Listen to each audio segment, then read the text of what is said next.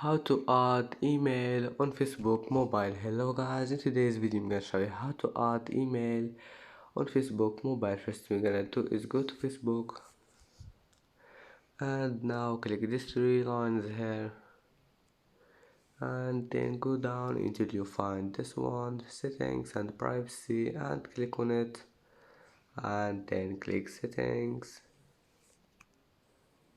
and now click this one, personal and account information, and then click here